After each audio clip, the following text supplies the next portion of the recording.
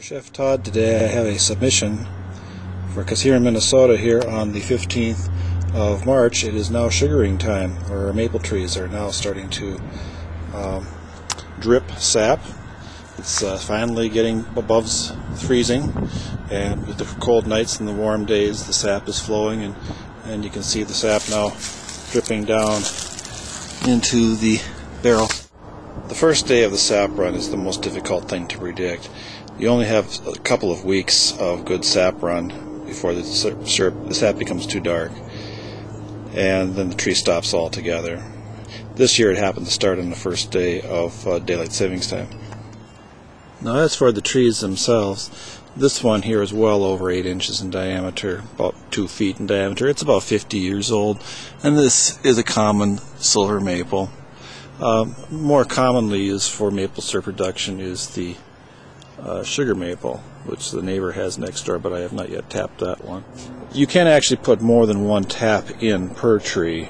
The spouts themselves can be wood or metal, and when the season's over I pull it out and I put a cork in the hole, and the hole then covers over with bark, and there's no sign of it anymore. I've done this side of the tree many times in the past, and there's no sign of any residue of any of the previous year's taps.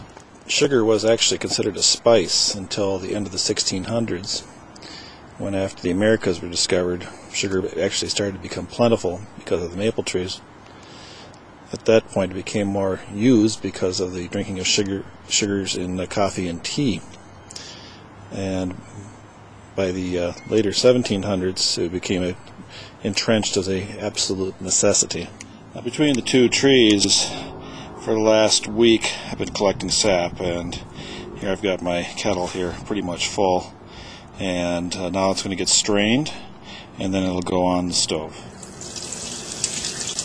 I just typically use it inside. I've used electric stoves as well as gas stoves for this. What you really need though inside though is to have a nice cooking fan to exhaust the steam, otherwise you'll peel the wallpapers right off the wall. As the sap boils, a white foam will appear on the surface, and that can be removed with a paper towel or a clean cloth. Another thing to watch out for is remember that you have sap boiling on the stove, and don't forget about it, otherwise it makes a really smoky mess if it goes too long. As the sap boils down, it'll first be just a sweeter liquid. It never really gets like a corn syrup, it just stays a sugary fluid. The maple sap is about 3 to 12% sugar, depending on the year. So we have to boil this down a long way to get the syrup. This is a sample of some of the syrups that I've created over the last couple of years. Today's batch will be about 1 to 1.5 cups of sap. We'll fill pretty much a jar about like that. Sometimes you have to do it several days in a row and keep building it up and concentrating to get down to the level of thickness that you want.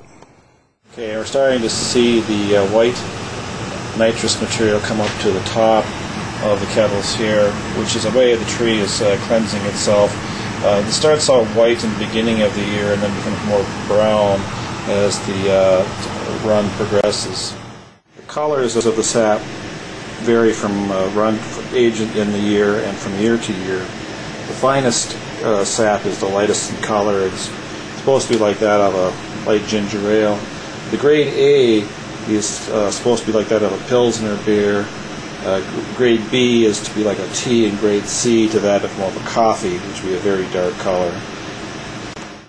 Another thing you'll find you'll need to do at this stage is to use a silicone brush to wipe down the sugar that's built up on the inside of the kettle. Okay, so now we've added a little bit of butter in there to reduce the boil. Okay, we're at 215 degrees and we're 4 degrees to go. We're just about done here. Okay, and here we go. Here's the final syrup.